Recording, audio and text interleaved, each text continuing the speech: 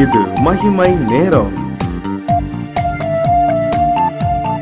கர்த்தருடைய பரிசுத்தமான நாமத்துக்கு ஸ்தோத்திரம்.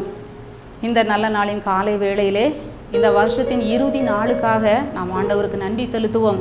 இந்த வருஷத்தின் துவக்கம் முதல் இந்நாள் வரைக்கும் ஆண்டவர் நம்மை சுகபத்திரமாக ஜீவனோடு சுகத்தோடு இந்த ஆண்டை கடந்து செல்ல ஆண்டவர் நமக்கு கிருபை கொடுத்ததற்காக ஆண்டவருக்கு நாம் நன்றி செலுத்துவோம். இந்த இறுதி நாளிலே நாம் தியானிக்கும்படியாக தெரிந்து கொண்ட வேத வசனம் 103ஆம் சங்கீதம் முதல் 2 வசனங்கள். நாம் நன்கு அறிந்த வசனங்கள். என் ஆத்துமாவே கர்த்தரை ஸ்தோத்திரி, என் முழு உள்ளமே அவருடைய பரிசுத்த நாமத்தை ஸ்தோத்திரி.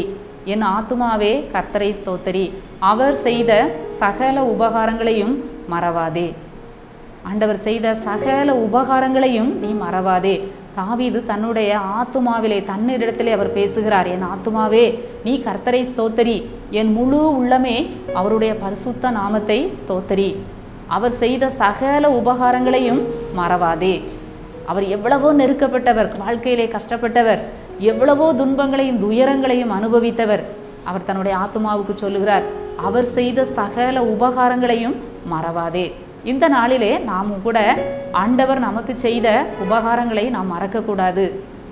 ஜனவரி 1ஆவது தேதியை நாம் நினைத்து பார்ப்போம். இந்த வருடத்திலே ஆண்டவர் நம்மை நடத்தி வந்த விதத்தை நாம் எண்ணி பார்ப்போம். ஆண்டவர் ஒவ்வொருவருக்கும் இந்த வருஷத்தில் 1ஆவது நாம் வாக்கு தத்தங்களை பெற்றிருப்போம். அந்த வாக்கு தத்தங்கள் நம்முடைய வாழ்க்கையில் நிறைவேறியதா என்று சொல்லி நாம் சிந்தித்து பார்ப்போம். நிறைய பேர் 1ஆம் தேதி வாக்கு தத்த வசனங்களை எடுப்பாங்க. பாதியிலே கொஞ்ச நாளில் அந்த வசனங்கள் காணாமல் போகும், மறந்து போகும். அதுக்கப்புறம் அந்த நினைவு இருக்காது, அதை பற்றிய எண்ணமே இருக்காது. சோதனைகளும் உபத்திரவங்களும் கஷ்டங்களும் வரும்போது வாக்கு தத்தங்கள் எல்லாம் பறந்து போய்விடுகிறது. ஆனால் அந்த தாவீது ராஜா தன்னுடைய ஆத்துமாவை பார்த்து சொல்லுகிறார், அவர் செய்த சகல உபகாரங்களையும் மறவாதே. நம்முடைய பிரயாணங்களிலெல்லாம் அவர் நம்மோடு கூட இருந்தார்.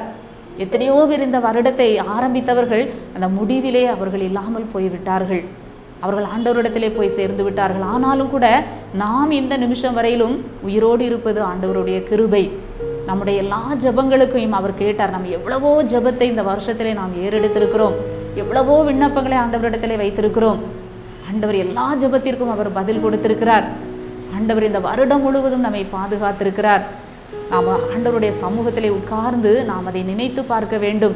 அவர் சொல்கிறார், நீ அவர் செய்த சகல உபகாரங்களையும் மறவாதே.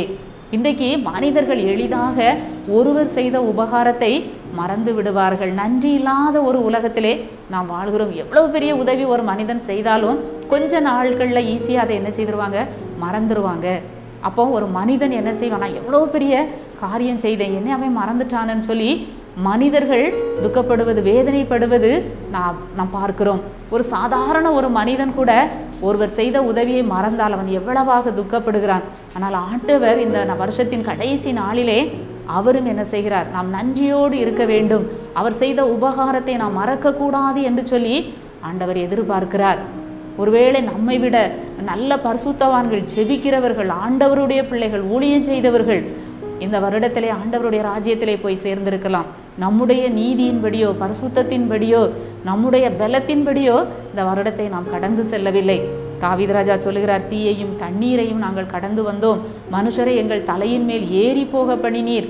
அவ்வளவு கஷ்டத்தை நாங்கள் அனுபவித்து வந்தோம். ஒவ்வொருவரும் வாழ்க்கையில் இந்த ஓட்டத்தை தொடங்கின நாம் இடையில எத்தனை பாடுகளையும் எத்தனை கஷ்டங்களையும் நெருக்கங்களையும் நாம் வாழ்க்கையிலே அனுபவித்தோம். சிலர் வியாதியினால் அதிகமாய் கஷ்டப்பட்டு இருக்கலாம், தங்களுக்கு அருமையானவர்களை இழக்க கொடுத்திருக்கலாம், கண்ணீரோடு தவித்து கொண்டிருக்கலாம், வாழ்க்கையிலே தோல்வியை சந்தித்திருக்கலாம். ஆனாலும் கூட நாம் உயிரோடு ஆண்டவர் நம்மை வைத்திருக்கிறார். இந்த நாளிலே இந்த நிமிஷத்திலே ஆண்டவர் நம்மை உயிரோடு வைத்திருக்கிறார். அவர் செய்த உபகாரங்களை நீ மறவாதே என்று சொல்லுகிறார். ஆண்டவர் நாம் நினைக்க வேண்டும், அவரை நினைக்க வேண்டும் என்று சொல்லி அவர் விரும்புகிறார். அந்த 10 குஷ்டரோகிகள் சுகமாகும் போது அந்த ஒரு குஷ்டரோகி ஆண்டவருக்கு நன்றி செலுத்தும் போது ஆண்டவர் சொல்லுகிறார், சொஸ்தமானவர்கள் 10 பேர் அல்லவா, மற்ற 9 பேர் எங்கே என்று சொல்லி ஆண்டவர் தேடுகிறார். ஆண்டவரை மகிமைப்படுத்துகிறதற்கு இந்த அந்நியனே ஒழிய மற்றொருவனையும் திரும்பி வர காணோமே என்று சொல்லி ஆண்டவர் அங்கே எதிர்பார்க்கிறார். என்னிடத்திலிருந்து ஆண்டவரிடத்திலிருந்து நாம் நன்மையை பெற்றிருக்கிறோம், நாம் நாட்களை பெற்றிருக்கிறோம். ஆண்டவர் என்ன சொல்கிறார், அந்த தேவனை மகிமைப்படுத்த திரும்பி வர காணோமே என்று சொல்லுகிறார். நாம் இந்த நாளிலே அதிகமாக தேவனை மகிமைப்படுத்த வேண்டும். உலக பிரகாரமான காரியங்களை சற்று ஒதுக்கிவிட்டு ஆண்டவருக்கு நாம் மகிமையை செலுத்த வேண்டும். ஆண்டவருக்கு நாம் நன்றி பலிகளை ஏறெடுக்க வேண்டும். அதை அவர் எதிர்பார்க்கிறார். சாதாரண மனிதர்களாகிய நாம் எதிர்பார்ப்பது போல ஆண்டவரும் என்ன செய்கிறார்? அவர் எதிர்பார்க்கிறார். கூட ஒரு புத்தகத்திலே வாசித்தேன். தென்னாப்பிரிக்காவிலே வல்லமையாய் ஊழியம் செய்து கொண்டிருந்த ஒரு ஊழியக்காரர், அவர் பெயர் ஜான் போலன்ஸ். அவருடைய எதிரிகள் ஊழியத்தின் நிமித்தமாக அவரை கொல்ல வேண்டும் என்று சொல்லி உணவிலே விஷத்தை கலந்து அவருக்கு கொடுத்தார்களாம். எத்தனையோ முறை அவருக்கு விஷத்தை கலந்து கொடுத்தும் அந்த விஷம் அவரை ஒன்றும் செய்யாமல் அவர் தப்பி விடுவாராம். ஒரு தடவை அதிகமான விஷத்தை அவருக்கு கொடுத்து அவரை சாப்பிட வைத்தாங்களாம். அவர் சாப்பிட்டு கொண்டிருந்தாராம். எல்லாரும் எதிர்பார்த்து கொண்டிருந்தாங்க, இப்பொழுது அவர் மரித்து விடுவார் என்று சொல்லி. ஆனால் ஒன்றுமே நடக்கவில்லை.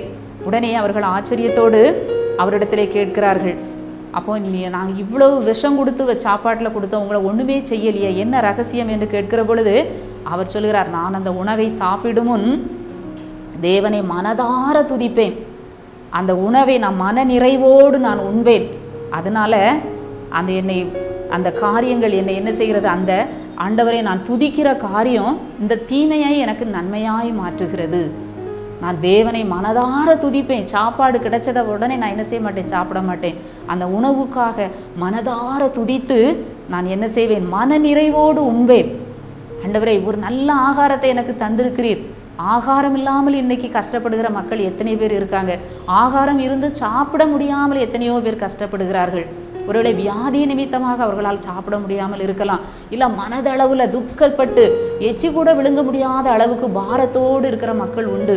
ஆனால் இன்றைக்கு புசிப்பதற்கு எங்களுக்கு நல்ல ஆகாரத்தை கொடுத்தீரே என்று சொல்லி நமக்கு முன்னால் இருக்கிற ஆகாரத்திற்காக நாம் தேவனை துதித்து நன்றி செலுத்தி நாம் சாப்பிட வேண்டும். அவர் சொன்னார், நான் தேவனை துதித்து நான் மனதார அவரை துதித்து மன நிறைவோடு சாப்பிட்டதுனால என்னை ஒன்றுமே செய்யலை அப்படின்னு சொல்லி சொன்னாராம். எல்லாரும் ஆச்சரியப்பட்டாங்களாம். நாம கூட தேவனை இந்த கடைசி நாட்களிலே அதிகமாக துதிக்க வேண்டும், மனதார துதிக்க வேண்டும். ஒருவேளை என்னுடைய ஜெபம் கேட்கப்படவில்லை, இந்த காரியத்திற்காக நான் ஜெபித்தேன், அது நடக்கவில்லை, ஆண்டவர் என் ஜெபத்தை தள்ளிவிட்டார், என்னை கைவிட்டு விட்டார் என்று சொல்லி ஒருவேளை சிந்திக்கலாம். நிச்சயமாக நம்முடைய ஜெபத்திற்கு பதில் உண்டு. வரும் நாட்களில் ஆண்டவர் அதற்குரிய பலனை கொடுப்பார். இந்த நாட்களிலே நாம் துதிக்க வேண்டும். எரிகோ கோட்டை போல மதில் போன்ற பிரச்சனைகள் நம்மை சூழ நிற்கலாம். செங்கடல் போன்ற பிரச்சனைகள் நமக்கு முன்பாக நிற்கலாம். ஆண்டவரை எப்படி இதை கடந்து செல்லுவேன் என்று சொல்லி கலங்கி நிற்கலாம். நாம் அவரை மனதார துதிக்கிற பொழுது நிச்சயமாக அந்த துதி ஒலி நாம் அவரை துதிக்கிற பொழுது, ஸ்தோத்தரிக்கிற பொழுது பிரச்சனைகள் விலகுகிறதை நாம் காணலாம். அந்த நாளிலே ஆண்டவருடைய சமூகத்திலே அமர்ந்திருந்து நாம் துதிப்போம். ஆண்டவர் செய்த நன்மைகளை நினைத்து, ஆண்டவர் நமக்கு பாராட்டின கிருபைகளை நினைத்து நாம் அவருக்கு நன்றி செலுத்தி நாம் புதிய வருஷத்திற்குள்ளாய் நாம் அடியெடுத்து வைப்போம். நிச்சயமாக ஆண்டவர் ஆசீர்வதிப்பார் என்பதிலே சந்தேகமில்லை. ஜெபிப்போம். எங்களை நேசிக்கிற நல்ல தகப்பனே, இந்த நல்ல நாளின் காலை வேளைக்காக உம்மை துதிக்கிறோம், உம்மை ஸ்தோத்தரிக்கிறோம். வருஷத்தின் இறுதி நாளுக்காக உமக்கு நன்றி ஆண்டவரே. ஒவ்வொரு நாளும் எங்களை பாதுகாத்தீரே, கரம் பிடித்து நடத்தினீரே, உண்ண உணவு தந்தீரே, உடுக்க உடை தந்தீரே, ஆண்டவரே இருக்க நல்ல இடம் தந்து எங்களை பாதுகாத்தீரே. பிரயாணங்களிலெல்லாம் கூட வந்தீரே, சோர்ந்து போன நேரமெல்லாம் எங்களை தூக்கி எடுத்தீரே, தனிமையின் பாதையிலெல்லாம் கடந்து வர பலன் கொடுத்தீரே. நன்றி, நன்றியோடு உம்மை துதிக்கிறோம், உம்மை ஸ்தோத்தரிக்கிறோம். ஒவ்வொரு ஆத்துமாவும் உம்மை துதித்து மகிழட்டும். மீட்பர் இயேசு கிறிஸ்துவின் மூலம் ஜெபிக்கிறோம் நல்ல பிதாவே, ஆமென்.